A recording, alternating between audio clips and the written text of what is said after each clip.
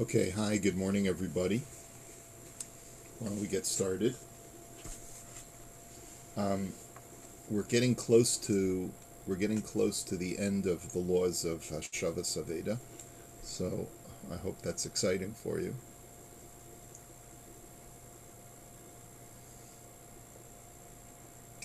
Okay, so what we were learning yesterday, we had just started Lamed Zayin yesterday, and we were speaking about um, exemptions from Hashavas Aveda. In this sif, we're going to learn about another exemption, which is if the value of the item that you find is of trifling value, then there are some times when you can exempt yourself from the mitzvah.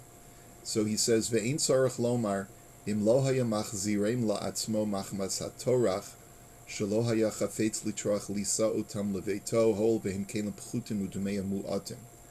He says, if we're dealing with a person who, if the item was of low value and it was his, he would not be interested in the amount of exertion to schlep it to his house.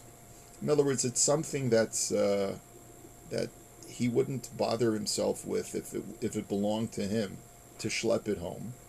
V'lo mipnei she'enam lefi kavodo, and not because it's beneath his honor, just because it's just too much work to have to schlep that item. If it's all the way out here, to schlep it all the way back to his house, he would say, you know what, it's not worth my time, it's not worth my effort. I don't care about it that much, and he would leave it there. That's when it belongs to him. But he says, Shuhu chayav min hadim litrach behem ad sheyagiu lirishus haba'alim. He says, but nonetheless, if you find something that belongs to somebody else that falls in that category, you still have to return it to them, even though it's a lot of effort. He says that's the novelty of the mitzvah of Hashavas Aveda, is that even though you wouldn't bother if it was yours, you have to bother if it belongs to somebody else. Ki b'shalohu rashai levater al mamono mipnei torach gufo v'lo b'shel chavero. You only have a right to be foregoing on your property when it's your property, but you don't have a right to be foregoing on someone else's property just because it's a schlep. Okay, that's essentially what the halach is saying. Shahatorah lo chasa ela al kavod habrios velo al torah haguf, because the pasuk, when it exempts a person from returning a lost object because of his honor, it's because God is concerned about the honor of every single Jew. So if it dishonors the person by engaging in this mitzvah, the Torah exempts him. But the Torah does not exempt a person who's just not interested in the exercise and the effort. And so that's the reason that for that reason, a person has to engage in this mitzvah, even though it's a laborious effort. Afilu torach meru b'ma'od al shava pruta echas, even if it's a lot of effort for a very low value item. And then he writes, Aval aveda she'ena shava pruta, eno chayev lahachzir. But if something is worth less than a shava pruta, worth less than, like 5 cents, 10 cents, something like that, so then you're not obligated to bother with it at all. You don't have to return it. Or rashai litla la'atzmo, and you can take it for yourself even. Afilu yodeya shel mihu, even when you know who it belongs to. Because once something is less than a shava pruta, it no longer is considered to be property, and you don't have to return it to its owner. Shelo asra Torah ela gezel pachas mishava pruta shu ose iser bilakichaso mimenu. He says the Torah does forbid theft on an item that's less than a pruta, because you can't just indiscriminately take things that belong to other people. But if something is a lost object and it has very little, it has less than a pruta's worth of value, that the Torah doesn't mind if you take for yourself, right? So avol zeh shirashai lahagbia ha'aveda me'al gabe karka hol vihi avuda mi be'aleha shuv ein tzarich lahachzira lo. He says, but if something is less than a shava pruta and the owner has lost it, like an empty soda can or something like that, then you're not obligated to return it to its owner. Shepachos mishava pruta eno nikra mamon klal, because it's not considered to be property at all. Lola inyan mitzvahs hashavas aveda, velola inyan mitzvahs hashavas gezela. Neither when it comes to the mitzvah of returning lost items or returning stolen items, k'moshe kasafti b'hilchos gezela, as I write in the laws of theft, which we'll get to later. Ulefichach ein bezu iser gezela k'moshe yesh ba'aveda, sheyesh b'shavar pruta k'moshe kasafti l'mayla.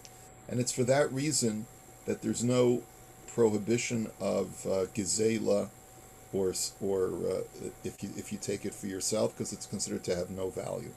Now, I do want to point out that we did long ago, when we first started the laws of Hashavas Aveda, we did qualify this halacha, because this halacha really comes down hard on a person. It basically says, if the object has even a minimal value, and you find it, and you're able to find its owner, you have to do, you have to schlep, and you have to put up signs, and you have to make the signs, and you have to make a public announcement, and you have to do all of these things that you would never do for your own.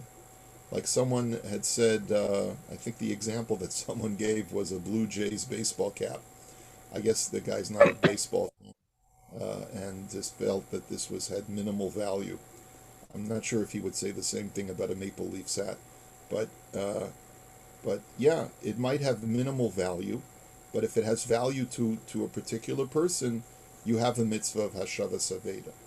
Okay, but we qualified that, and I want us to see the Imrei Yaakov over here, where he basically says, Afilu torach meruba ma'od al shava pruta echas in kuf mem vav. He says, even if it's a lot of effort for even just one pruta's worth of value. But then he writes, and this is the important part, he says, V'davar sheha'olam lo regilim litroach avuro. But if it's something that people, generally you can assess, that if this happened to the general population, not just to yourself, but if this gets lost to the general population, they would not make an effort to retrieve it. V'gam habalabayis atzmo mistama hayaminiach hadavar v'lo yamatriach atzmo. And it's relatively safe to assume that whoever lost this is not going to care about it, and it is not going to want to try and retrieve it. L'chora eino chayev lahashiva. Then it would seem that you're not obligated to return it at all. And the point that we're making over here is as follows. In the ancient and medieval world, people cared about items of trifling value because people were very poor. In a more luxurious society, thank God, that we live in, the benchmark is no longer whether it's a shava pruta. The benchmark is how much would a person really care if they lost a shabby old baseball cap, right? Can I make the assessment that this has seen better days, this baseball cap, and it's in all likelihood, because it's ripped, the owner is not going to want to retrieve it, or something to that effect. So if you can make that assessment, and you find this all the time, you're walking through the park and you see an old, torn piece of fabric or something like that, or you see it, or anything of that sort, you are permitted to make the assumption that it's very possible that this person was aware that this dropped in the park and just couldn't care less and didn't bother going back for it themselves, right? And if you can make that assessment, then you don't have to engage in Hashavas Aveda, even if it's worth more than a Shava Pruta, right? Because today the benchmark is higher than Shava Pruta, depending upon the item and depending upon the effort involved in trying to retrieve it. So many times we know that in a luxurious society, people will cast away things that in an earlier world we would have kept. How many times do we do our spring cleaning and we just throw away old clothes, and we throw away this, we throw away that? So it's by that token that if you find something of that nature that's lost, that you can assume for the rest of society in your particular community, this is not an item that people would really care about, then you can really exempt yourself from Hashavas Aveda entirely for it. And so that becomes a game changer depending upon where you live and when you live. Okay.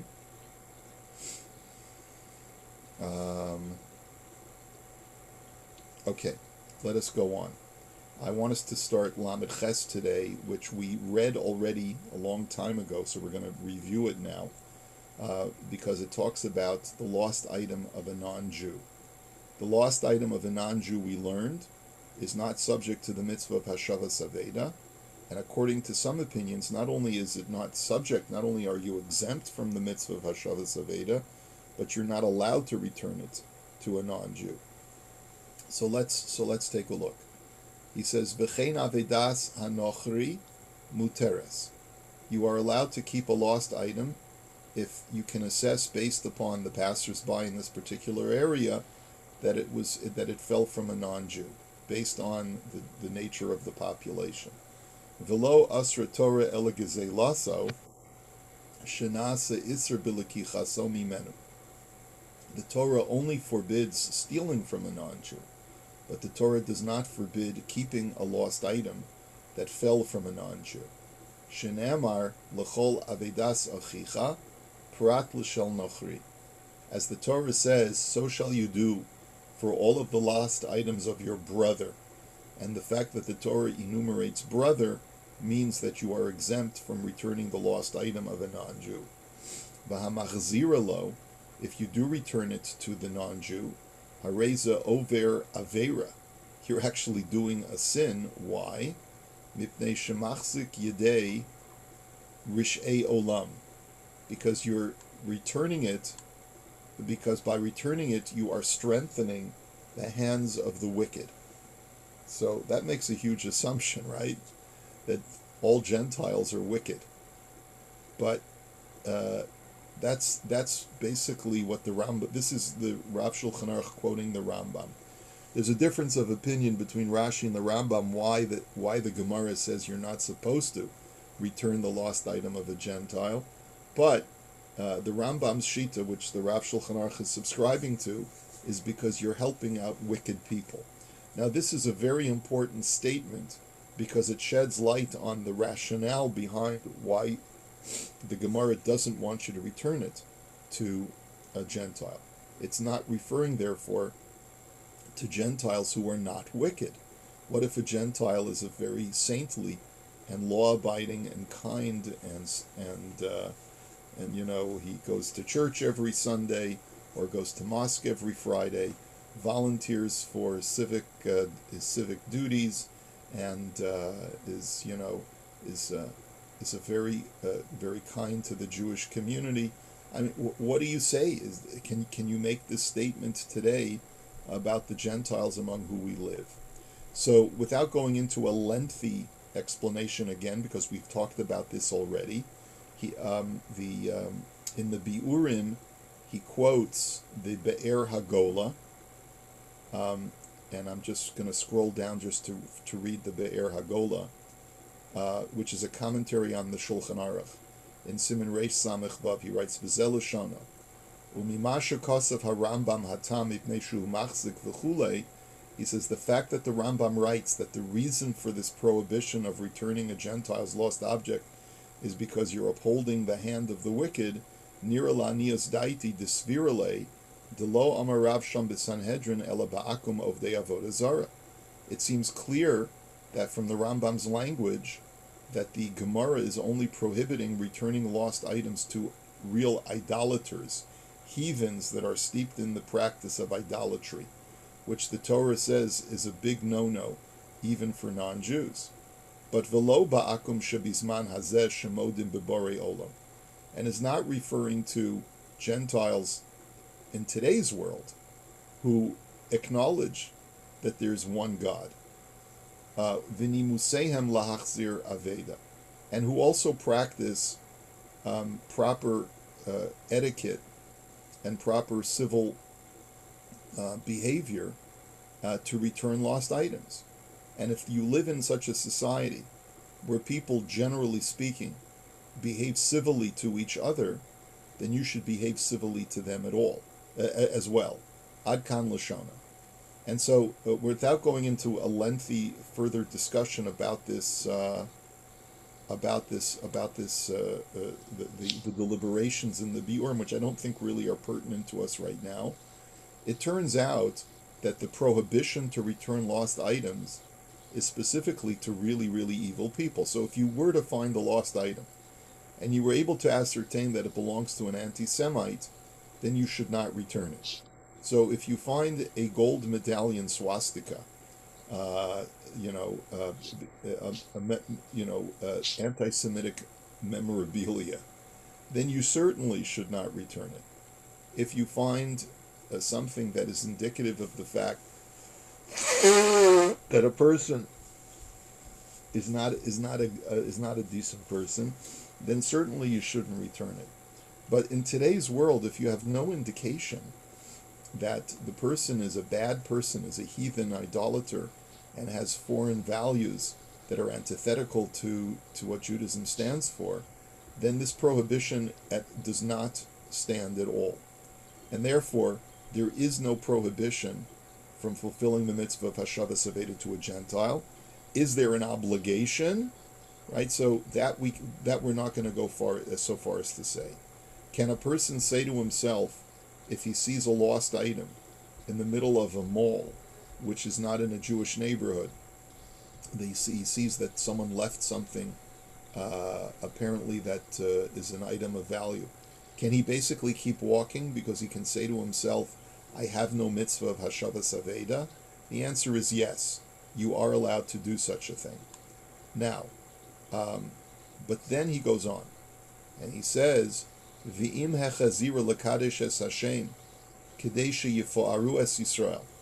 But if you decide that you would like to return it to make a Kiddush Hashem, so that when the non-Jew sees how much a Jew cares about his fellow human being, that people will praise Jews, v'yedu shehem bali amuna, and they will realize that we are trustworthy people, that we're people that are like the salt of the earth, harezim meshubach, then this is praiseworthy. In other words, I can't obligate you to do it.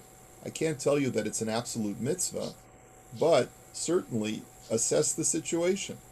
If you can make a Kiddush Hashem, then how praiseworthy it would be if you do so. Uvemakom sheyesh chilul Hashem, avedaso asura min haTorah, v'chayiv lahachzir.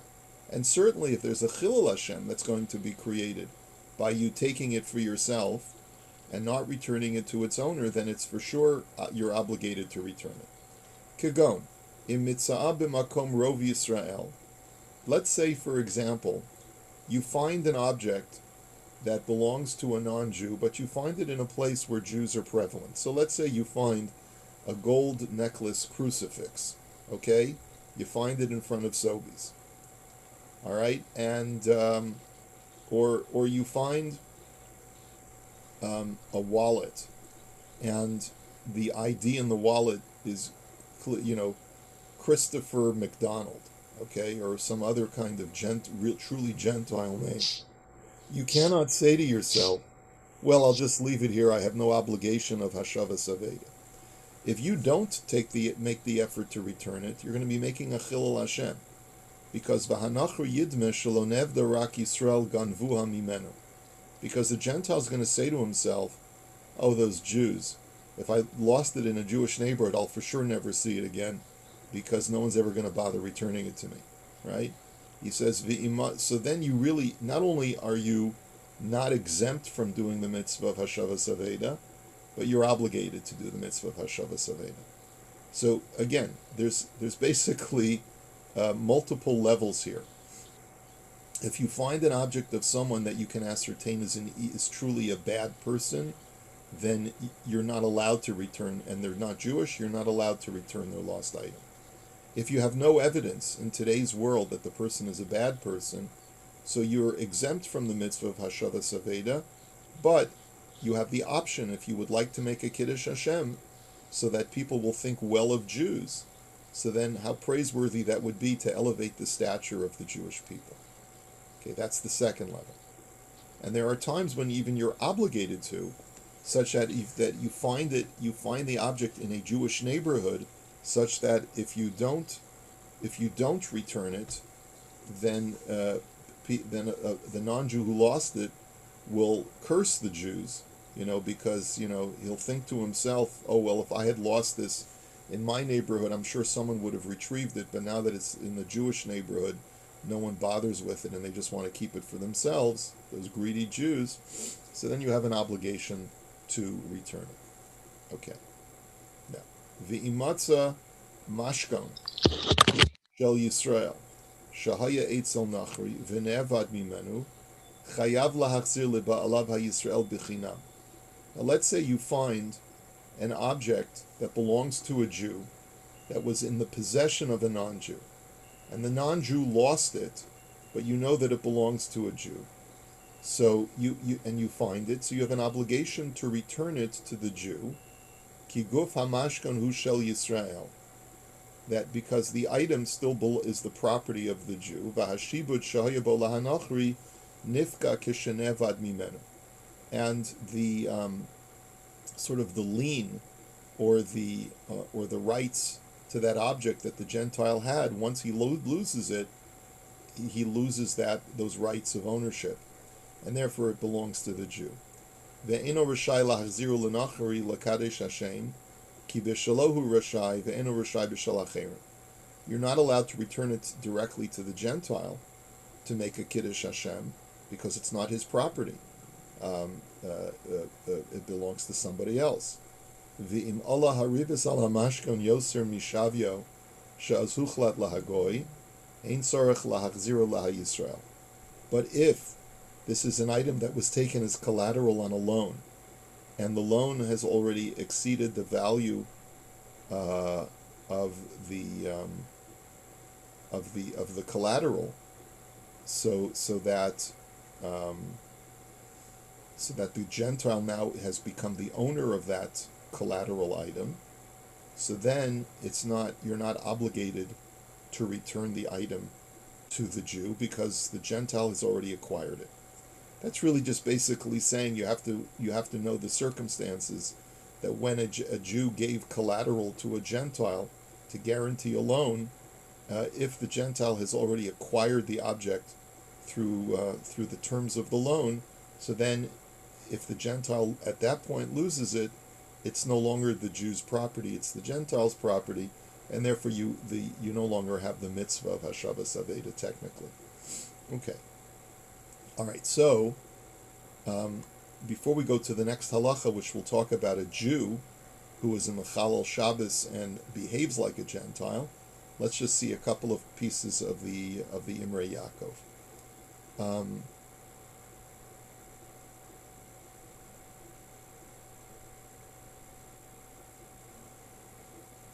Okay, so over here the Imrei Yaakov says in Kuf Memches that you're allowed to keep the lost item of a Gentile. Lo mibaya kol zman shelo higia liyado sheinu mechuyev l'troach acharei lo hashiva. So there's really like 2 points. Not only am I not required to engage in retrieving it and bringing it back to the Gentile, ela afilu im basa liyado muteres. But even if I pick it up, I don't have to bother returning it. I'm allowed to keep it. Because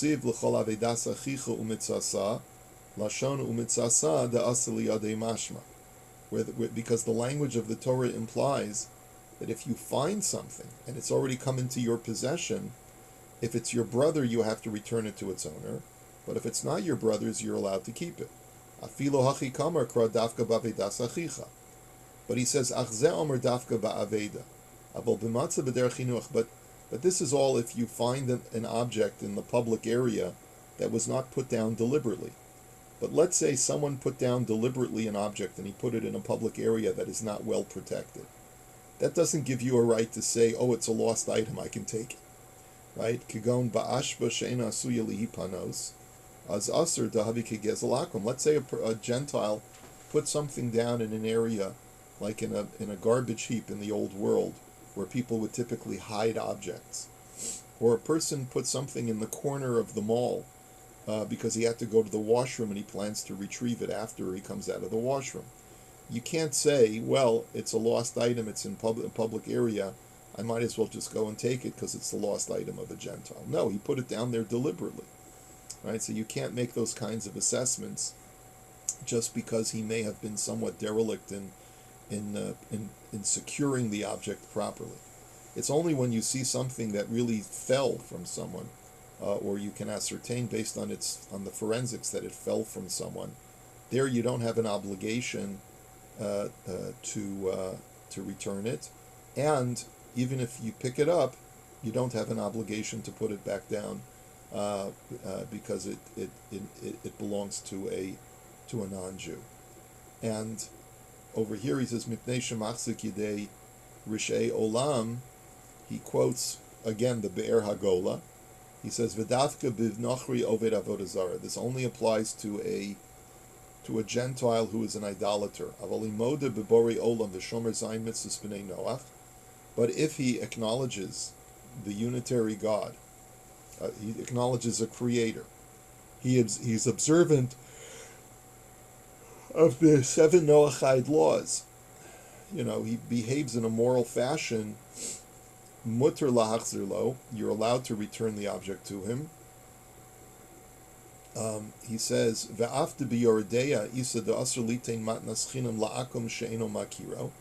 Even though in Yoredeya, another section of Shulchan Aruch, it says that you're not allowed to give free gifts to non-Jews, even if they're law-abiding and kind people. Va'afil lishmoel tzarech lomer de ba'aveda keven shehu shahaya shayach lahanochri ein ze begeder matana shaharehu machzer lo rak davar shalom. But he says lost items are different. He says lost items you are allowed to return because you're just returning something that belongs to him. There is a ban on giving gifts because it's going to engender assimilation. And by the way, even giving gifts is only prohibited if you're not creating a relationship equity that you may need for your own benefit. But giving gifts to a non-Jew is perfectly permissible if it creates a certain social equity, such that by giving him gifts, you create a friendship that will be beneficial for you in the long run. Okay. And so,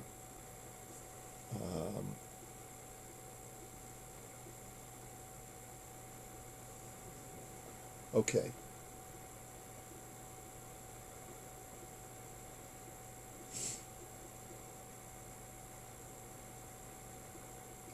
Okay. So, questions, comments? So, Rabbi, we spoke sometime, I think it was yesterday, about things like an idolatrous object, like a Buddha or something like that. So, not talking about the person who owns it, but the object itself. Can you handle that and return it when it's an object of idolatry? Um, yeah, I don't. It would be, like I said at the time, we'd have to really identify that it's an object of idolatry. I'm not convinced that it's going to be so easy to create that scenario. Buddha statue, right? In which case that might be classified as idolatry. I don't think that you're allowed to deal with it. There may be an obligation for you to destroy it. I'm not sure, but certainly it would be permissible for you to walk past it and not to engage in the mitzvah of Hashavas Aveda. Actually, when the rabbi mentioned the gold swastika or whatever, that's exactly what I was thinking about, melting it down so that not only do you not return it, but you destroy it, and make sure Yeah, it's not available. I mean, I just want to point out that I've been told there are people who believe that today even Buddhism is not idolatry, and that the people who do these little statues are doing it for cultural reasons, more for any kind of idolatrous belief. So I don't think that in the Western world, certainly, I think it's very hard to identify anyone who's truly idolatrous. And especially because most people are very peace-loving and kind and law-abiding and observe the 7 Noachide laws. So I don't think that this halacha of the prohibition would really apply in most situations. But if you come across a scenario you want to share, let us know. Okay, I think we'll hold it for Thank you. today. And we'll continue Mitzvah Hashem tomorrow. Let me wish you all a happy Hanukkah tonight. Light the first candle tonight, and everyone should have a wonderful holiday. And don't gather with anyone that you're not that it's not safe to gather with. Okay. I saw a cute little comic. I don't know whether it'll make its way to one of the Buy It bulletins about Hanukkah with candles, and they're all sort of arguing with each other about how close they are getting to each other. Yeah, right. Yeah, I've seen that in this for tomorrow's email. Oh, is it? Okay, I didn't want to spoil the thunder, but been going around.